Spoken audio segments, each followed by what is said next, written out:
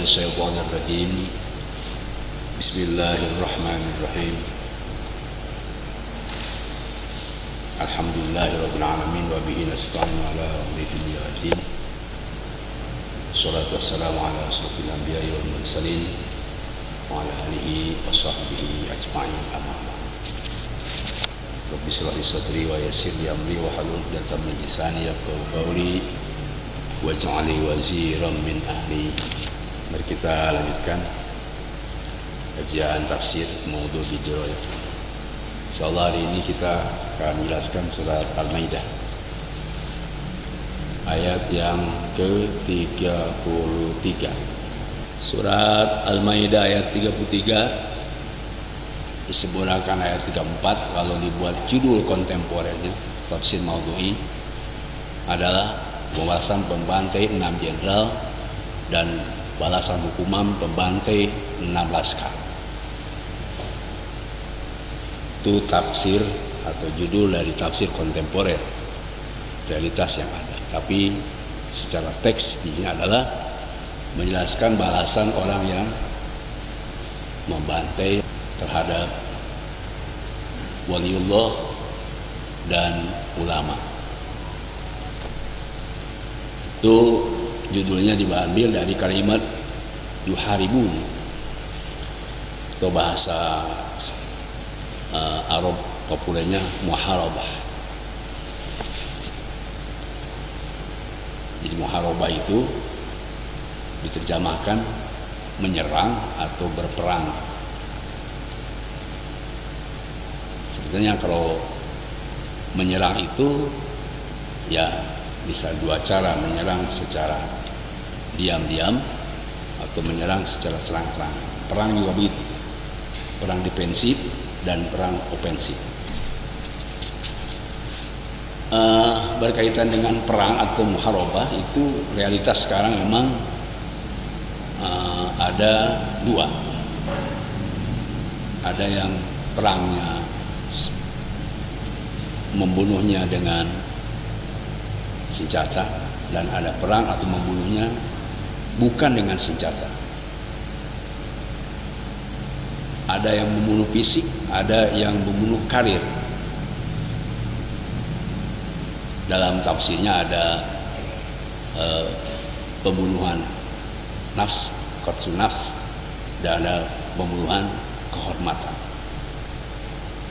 Nah, ini kita harus jelaskan secara pelan-pelan. Mudah-mudahan kita bisa paham. Nah, pertanyaannya kenapa kita harus membahas judul itu? Karena kita melihat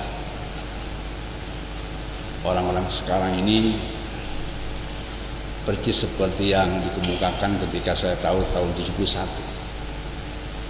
Sekarang ini zaman edan, kalau tidak ikut edan bisa beneran edan. Jadi pada beneran edan lebih baik ikut saja, ya edannya edan-edanan. Karena ini zaman gila, kalau tidak ikut sama yang gila bisa benar-benar gila. Kira-kira begitu. Sehingga orang banyak sekarang ada yang gila betulan, ada yang gila-gilaan atau disuruh gila, atau mungkin dibalik orang gila ada orang gila. Gila itu bisa gila hormat, gila pangkat, gila jabatan, gila kedudukan, bisa juga gila syahwat. Itu macam yang gila, sehingga itulah yang mungkin terjadi saat ini. Kenapa? Nah, tadi karena ada muharabah. Muharabah itu penyerangan atau perang, ya tidak secara tidak secara defensif, tapi sudah ofensif, terang-terang. Wujud dari orang yang menyerangnya memang ada metamorfosis. Metamorfosis itu adalah proses peralihan atau upaya untuk merubah dari fisik yang lama diganti dengan fisik yang baru, tapi hakikatnya sama, substansinya sama. Itu metamorfosis. Kalau bahasa kita sering kenal musang berbulu ayam. Kalau musang itu jahat, ayam itu baik. Tapi kalau musang berburu ayam itu lebih jahat lagi. Kalau musang ya jahat, sekali musang tetap musang. Tapi ada musang berburu ayam. Kalau sekarang disebutnya KGB. KGB itu singkatan yang populer sekarang, komunis gaya baru.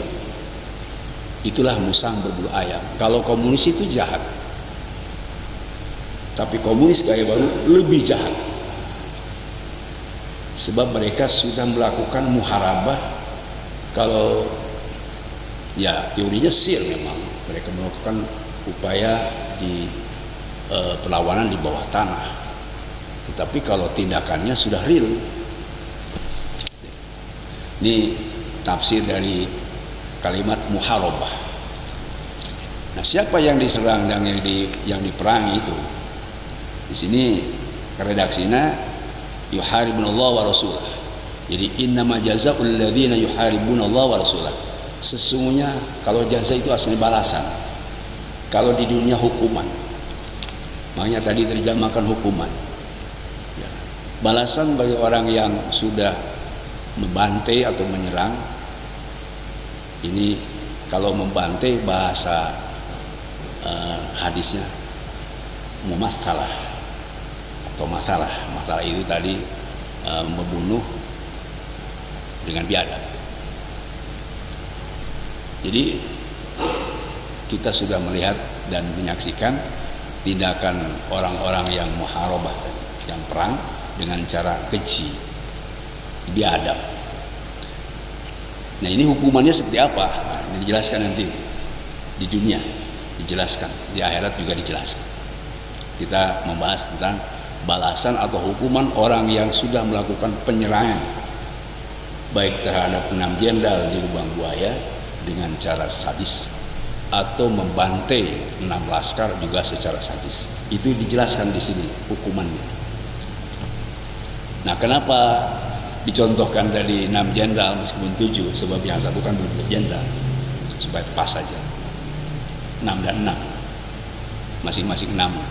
Bahkan ada bahasa yang balasan orang yang membunuh jenderal, dan ada juga diduga jenderal membunuh laskar. Jadi ada dulu PKI sebelum dibubarkan tahun 66 dengan nomor MPRS 25, dan sekarang sebut KBG, komunis di KGB, komunis gaya baru. Kenapa? Karena komunis gaya baru itu sesungguhnya tadi lebih jahat daripada komunis itu sendiri sebetulnya. Kenapa mereka lebih jahat? Sebab tindakannya disebut dalam ayat ini, kekerasannya kepada yuharibunallah wa rasulah. Kalau saya lihat tafsirnya di dalam tafsir Jalalain dan diserahkan oleh Tarsawi, yuharibunallah ini ada mudhof yang dibuang. Ya, mudhof. Jadi Allah itu mudhof ilaih. Yuharibunallah ayyuharibuna awliya Allahi. Mereka menyerang, membunuh waliullah. Bukan membunuh Allah, waliullah. Tetapi ketika warasulahu, awliya ar-rasul, yaitu ulama, mereka membunuh ulama, menyerang ulama, dan atau habaib, dan atau yang jadi laskar habib, atau yang jadi penggawa atau pengaman dari ulama. Itu kalau saya lihat di tafsir yang lainnya begitu. Jadi ada mudhof, itu aulia Allah atau aulia Rasul, suku mana Rasul, dulu hadis Rasul. Jadi ulama sebagai pelanjut risalah Rasul.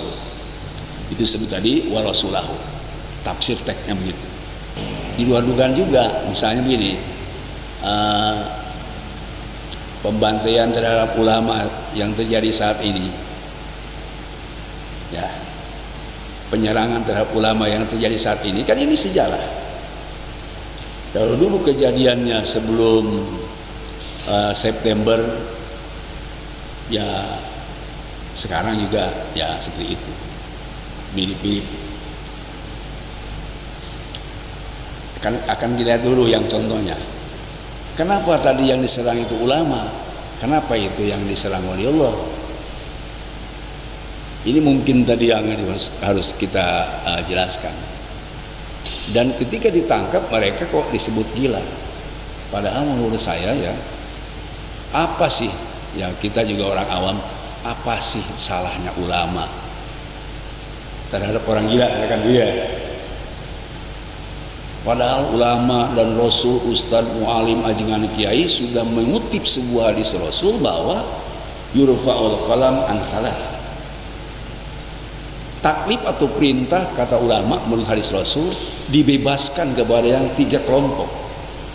Pertama, an-naum hatta staiqadha.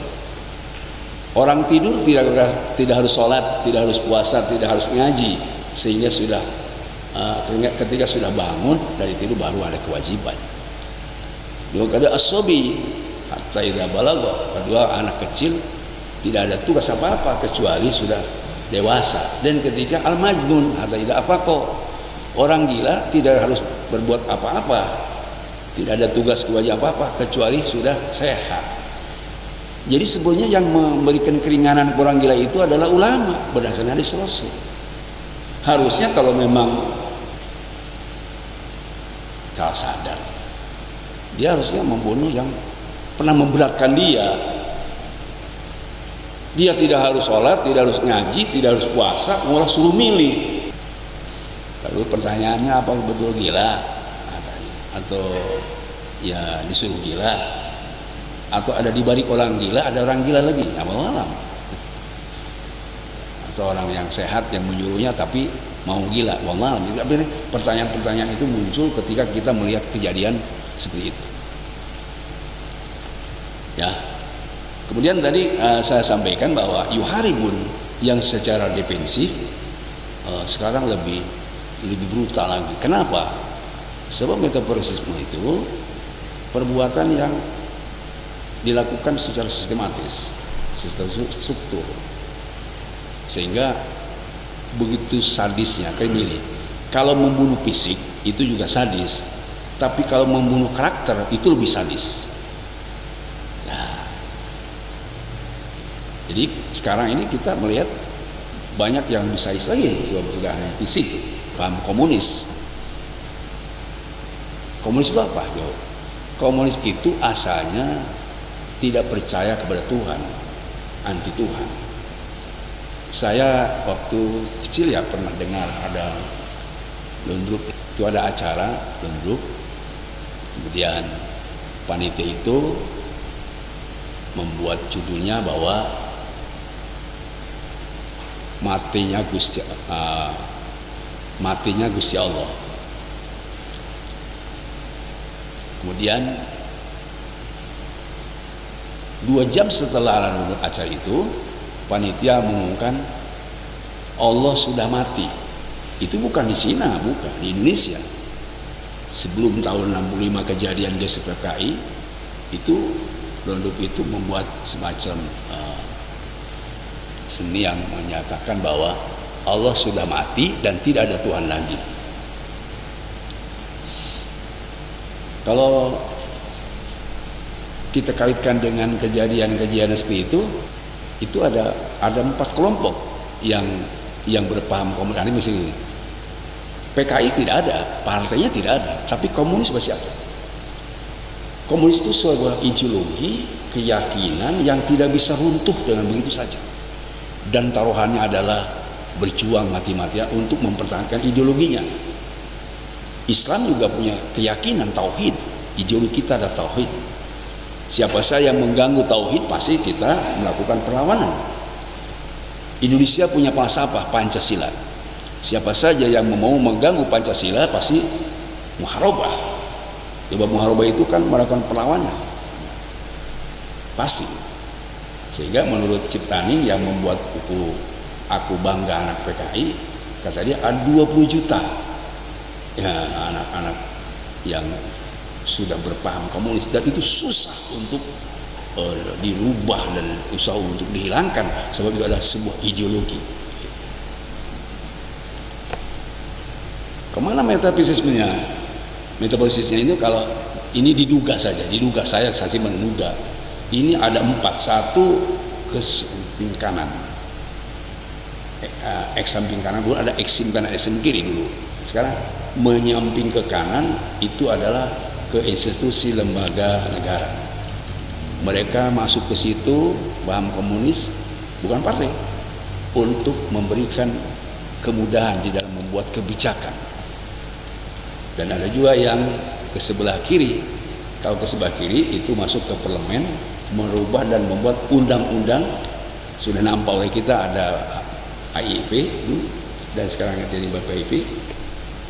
Ini adalah mereka yang paham komunis, di mana Pancasila yang 5 akan dirubah menjadi Trisila dengan ketuhanan yang berkebudayaan, dan dari Trisila itu akan dirubah menjadi Ekasila, yaitu hanya gotong royong yang ada, dan gotong royong itulah sama rata sama rasa.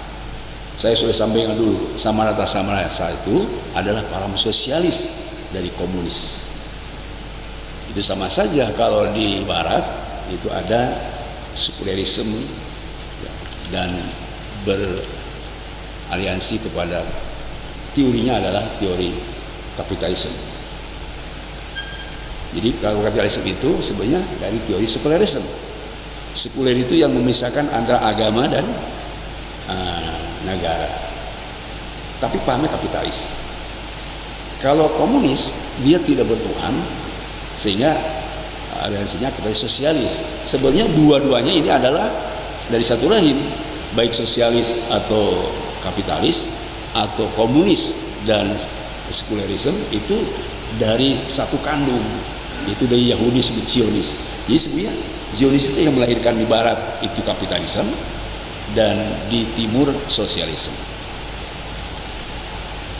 Kalau saya lihat surat Al-Baqarah 177, kita sudah benar dulu non-blok, tidak ke barat, tidak ke timur. Laisal birru an tuwallu wujuhakum qibala masyriq wal maghrib.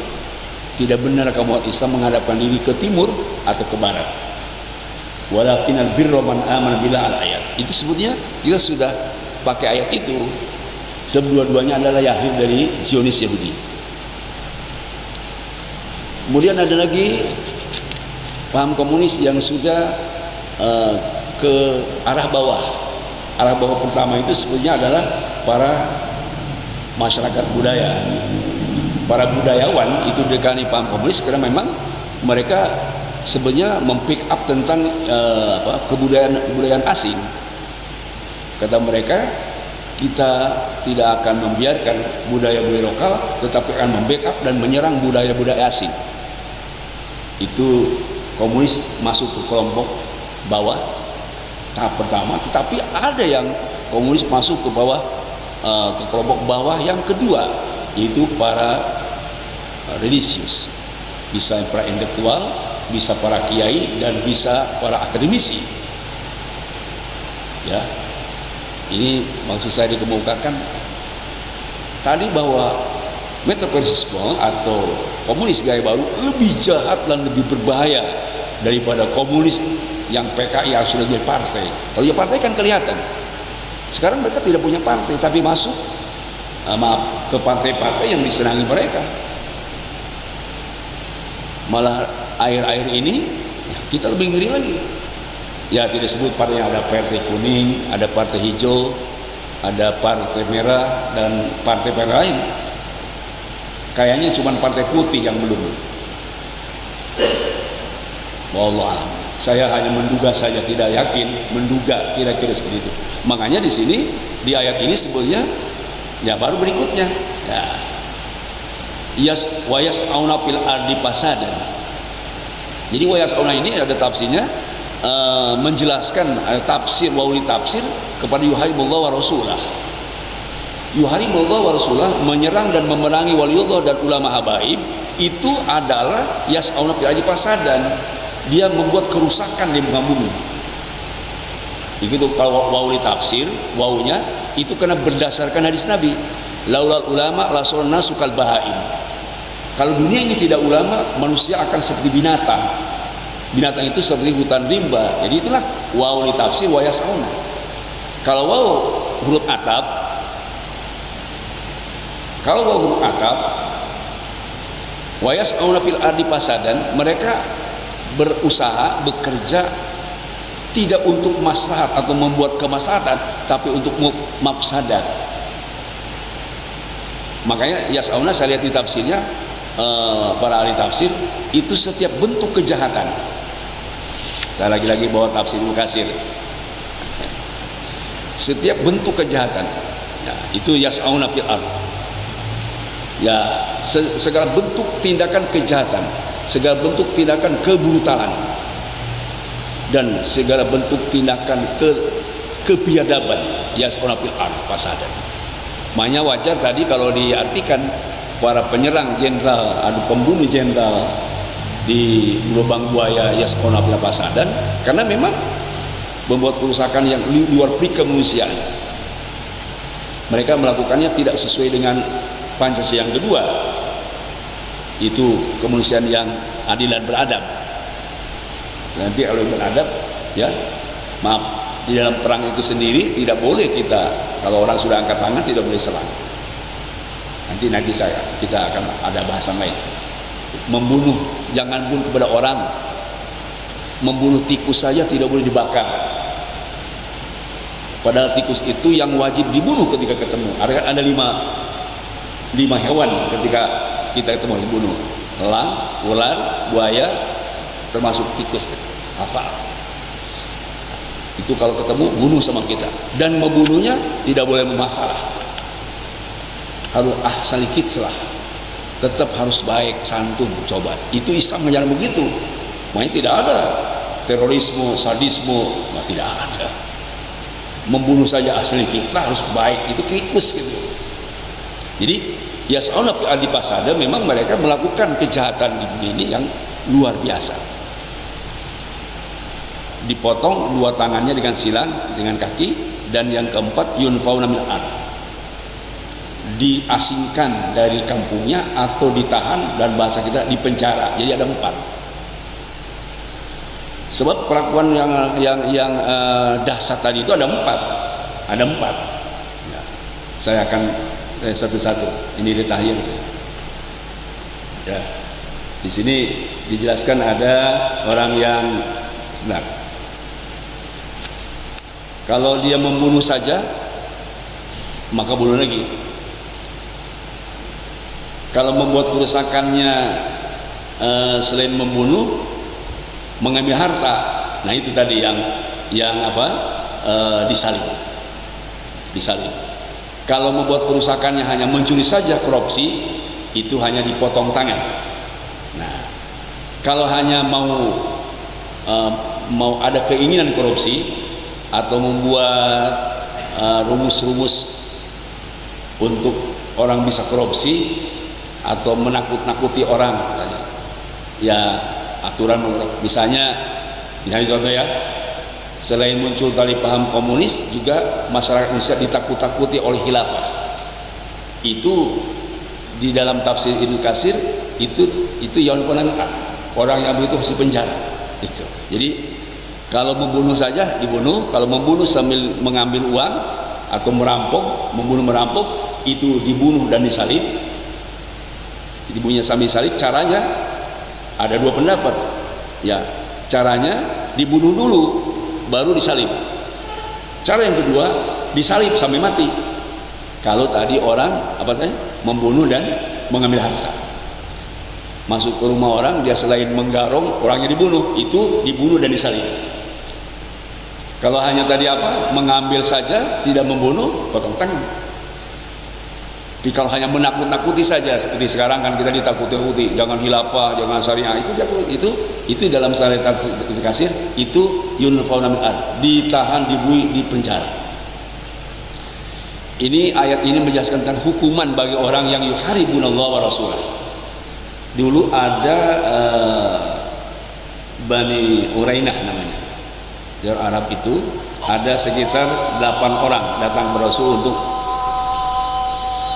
melakukan suatu perjalanan.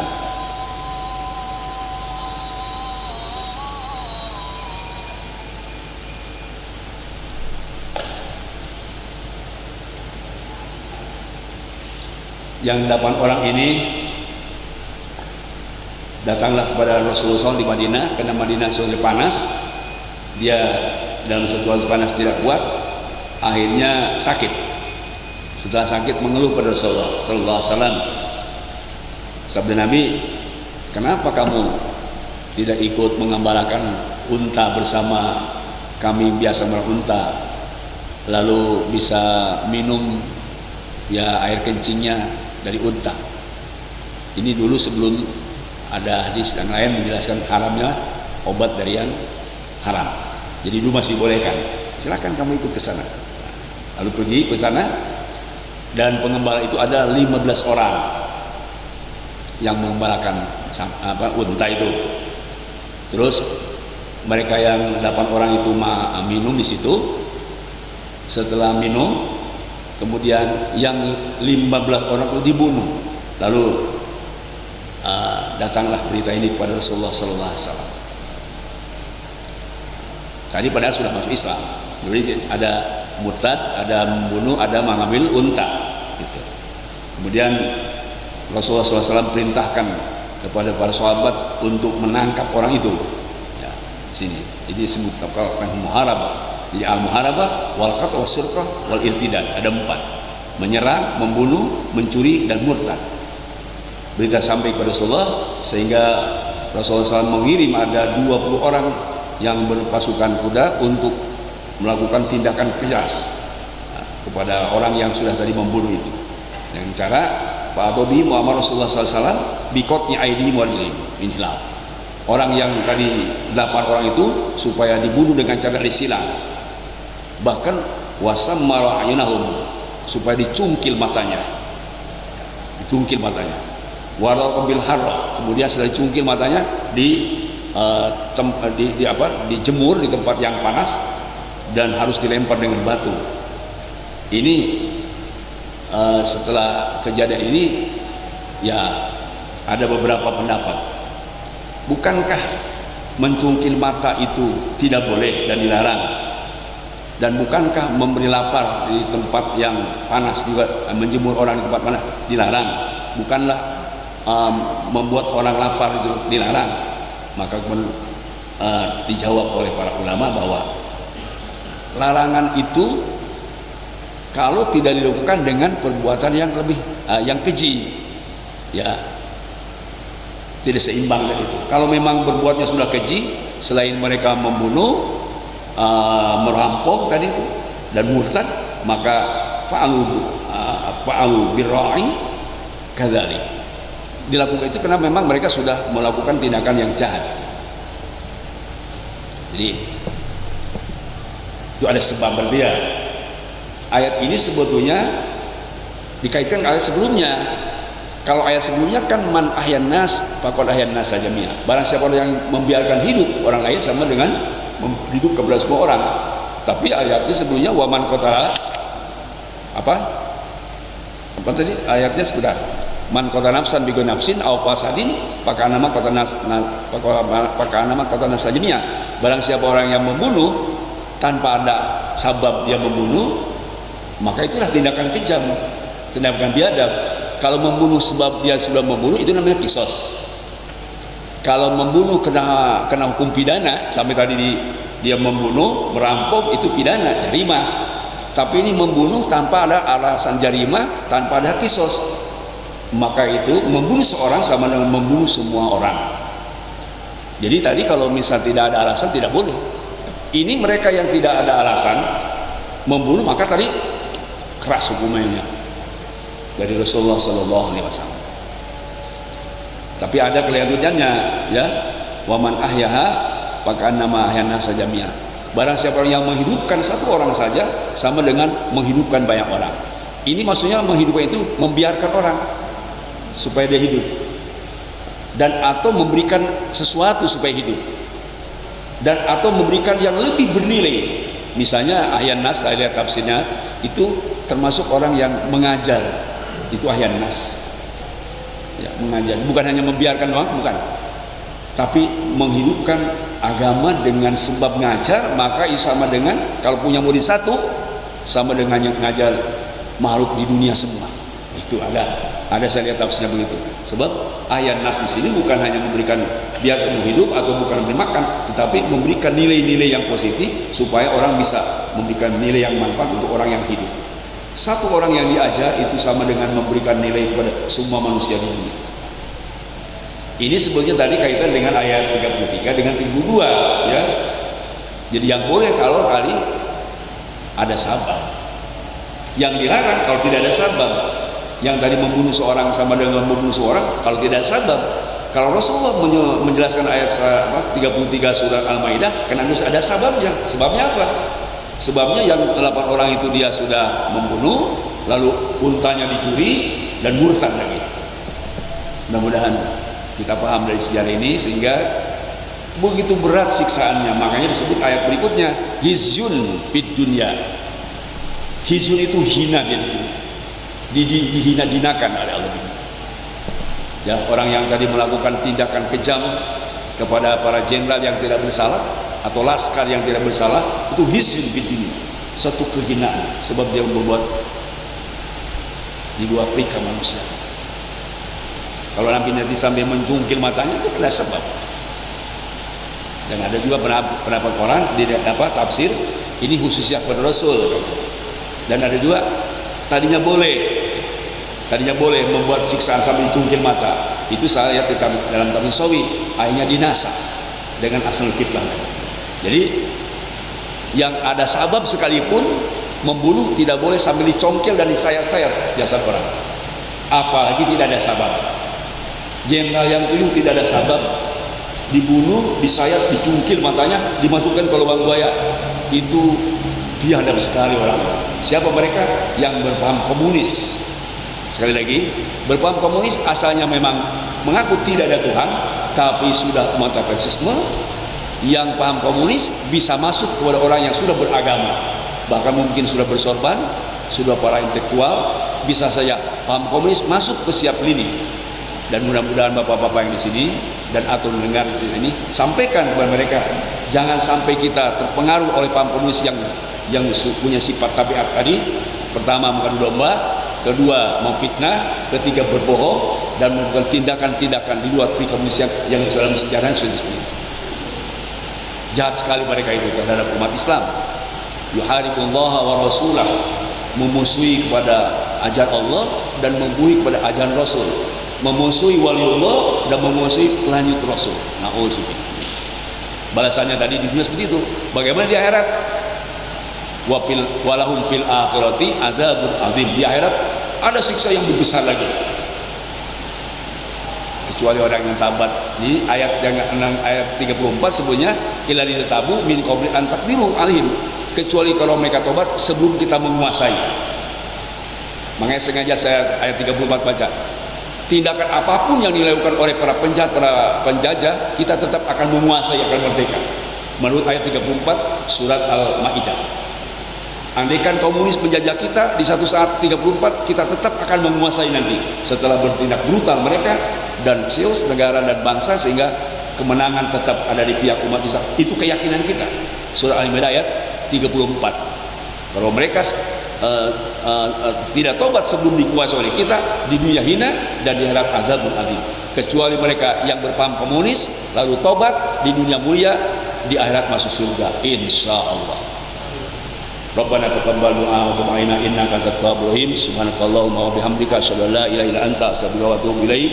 Wassallallahu ala khairi khalqi sayyidina Muhammadin walhamdulillahirabbil alamin. Assalamualaikum warahmatullahi wabarakatuh.